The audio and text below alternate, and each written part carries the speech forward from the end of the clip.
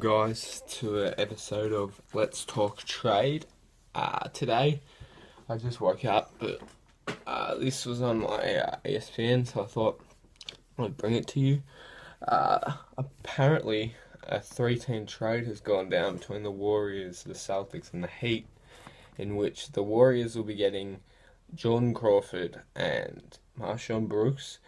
The Heat will be getting Tony Douglas, and Celtics will be getting Joel Anthony and 2 second rounders and a protected first rounder from Philly, which, if they miss the playoffs this year, will become a second rounder in 2014-15 and 2015-16, with their 2013-14 second round pick already going to Memphis in that trade for Tony Roten in the offseason. Alright, so basically, Miami owns the protected first from Philly. I don't know where they got it from though.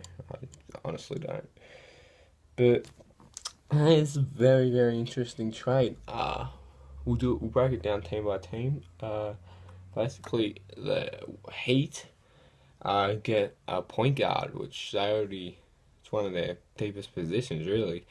So they had a third-string point guard behind Chalmers and Norris Cole. I can't imagine them two being moved out of the rotation for Tony Douglas, because Tony Douglas isn't that of an outstanding player. He's alright, but nothing special, you know. But hey, this brings extra depth. He gets rid of Joel Anthony, who does absolutely nothing. But yeah, for the Celtics, they get 2 second rounders, one from the Warriors, one from the Heat, and that protected first round pick, which becomes 2 second rounders if the Sixers don't make the playoffs. So for them, this is really just to get picks. They're just loading up, getting rid of everything. That is the definition of tanking, really. So, hey, you never know. In the weak East, Philly probably won't make it, but you never know. Michael Carter Williams could average 30, 10 and 10, but probably not. So for the Celtics, yeah, it's good for them because they're just tanking. They didn't want to be good this year, even though they were on top of the Atlantic. I'm not sure if they still are, because New York and Brooklyn are getting better. But yeah, that's about it. And for the Warriors, it was a very interesting trade for the Warriors. They add depth at point guard. Jordan Crawford's been playing point guard this year, but he probably will stay point guard because they only have Nedovic off the bench at point guard. So Crawford will probably be filling in for Curry off the bench, and Brooks for Thompson. They will need to weigh up who they prefer more in Bazemore or Brooks.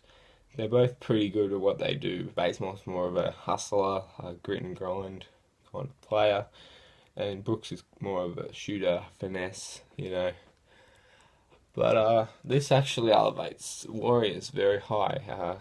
They added much more depth than they had, and they didn't really give up much. They gave up Tony Douglas in a second round pick and got Crawford and Brooks. So I think whoever the GM for the Warriors is really needs to be congratulated, because that's pretty solid effort. Yeah, that's all there really is to it. I think the Warriors won this trade. The other two teams didn't do that bad because they did what they had to do, you know. It's add depth and tank, really. So yeah, that's about it. Thanks for watching, guys. Just make sure you like, comment, subscribe. With the NBA Daily stuff, I don't think it's a bit dry, you know. There's not much going on at the moment. So I'll report any, big news, but I'm not going to do a daily episode about just pure shit. So, alright, thanks for watching, guys, and I'll catch you on the next video. See ya.